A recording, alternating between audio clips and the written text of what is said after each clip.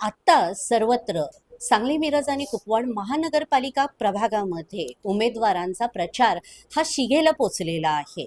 सर्व उमेदवार हे आपण आपल्या नागरिकांच्या पर्यंत आपले काय काम केलेलं आहे, कशा पद्धतीनं मी पुढची वाटचाल करणार आहे, ह्या आपली मतं पटवून देण्यामध्ये व्यस्त आहेत. ह्या व्यस्त शेड्यूलमधून आपल्याबरोबर आता चर्चा करण्यासाठी आहेत 15 नंबर प्रभागामधील सावर्डेकर कुटुंबातील सून ह्या आपल्याशी चर्चा करणार आहेत. नमस्कार ताई. नमस्कार. आपली थोडी माहिती सांगा. मी सोनल विक्रमसिंह पाटील सावर्डेकर, गट क, प्रभाग नंबर 15, काँग्रेस पक्षातर्फे उभी आहे. ताई, आपल्या माहेरचं काही बॅकग्राऊंड की समाजसेवा किंवा राजकारण आणि सासरचं असं काही आहे? आता माझ्या माहेरबद्दल सांगायचं झालं तर माझे आई वडील दोघेही डॉक्टर आहेत आणि नेहमी म्हणतात डॉक्टर हे समाजसेवा करण्याचंच एक माध्यम आहे. तर मी जवळून स्त्रियांचे प्रश्न, लोकांचे प्रश्न बघितलेले आहेत. त्यामुळं मला त्याबद्दल एक संवेदनशीलता आहे, एक जाणीव आहे. आणि सासरबद्दल म्हटला तरी मी जरी आज नवखी उमेदवार म्हणून उभी असेल तरी सावर्डेकर कुटुंबीय हे 1960 पासून समाजकारणात आहे. भारत भीम ज्योतिराम दादा सावर्डेकर जेव्हा प्रथम नगरसेवक होते, आज मी जेव्हा प्रभागामध्ये फिरते त्यावेळेस त्यांचं नाव, त्यांनी केलेली कार्य ही मला लोकांच्या तोंडातून ऐकायला मिळतात. तीच आमची ही पोचपावती आहे. नंतर माझ्या सासूबाई प्रभावती सावर्डेकर, नंतर माझे सासरे सुभाषअण्णा सावर्डेकर, त्यानंतर माझे मिस्टर विक्रमसिंह सावर्डेकर, हे सगळ्यांनी नगरसेवक पद भूषवलेलं आहे. पण मी हे सांगू इच्छिते की हे सगळं तुम्ही केलेल्या प्रेमामुळे शक्य झालेलं आहे.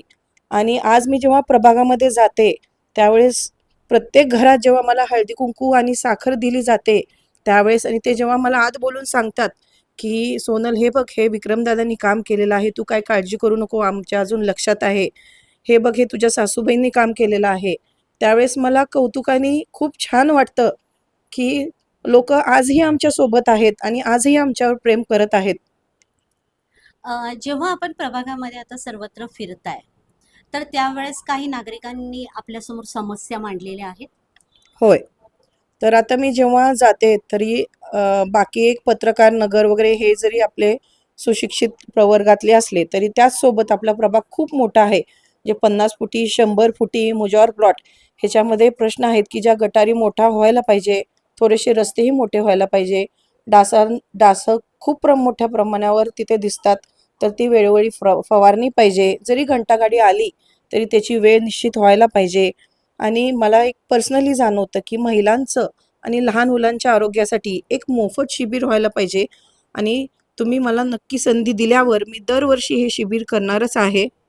आणि मला अजून सांगावंसं वाटतं की मला दिसतात की एक पडीक जागा बऱ्याचशा आता शिल्लक आहेत अजूनही आपल्या प्रभागामध्ये, त्या डेव्हलप करून लहान मुलांना खेळायला उद्यानं, आणि अजूनही आपल्या प्रभागामध्ये नाना नानी पार्क नाहीये, ते करायचं माझं नियोजन आहे.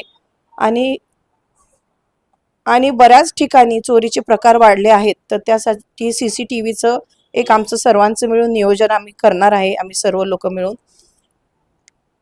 आता आपण प्रभागामध्ये फिरताना ज्या समस्या आपल्याला जाणवल्या त्या सोडून असं महिलांच्यासाठी एक विशेष काहीतरी करण्याची आपल्याला इच्छा आहे? मी तुम्हाला आत्ताच सांगितलं की महिला आरोग्याचा प्रश्न दुर्लक्षित आहे. त्यासाठी माझ्याकडून सर्व आमच्या 4 उमेदवारांकडून एक मोफत शिबिर होणार आहेच. तसेच एक महिला सक्षमीकरणासाठी मी एक स्त्री म्हणून प्रयत्न करणार आहे. तसेच एक कला क्रीडा, प्रत्येक महिलाकडे गुण असतो आणि संसारात एवढं आपण दंग होत आणि जबाबदाऱ्या एवढ्या वाढलेल्या असतात की आपणच विसरतो की आपल्यात काय कला आहे, त्याला व्यासपीठ उपलब्ध करून द्यायचं मी नक्की काम करेन.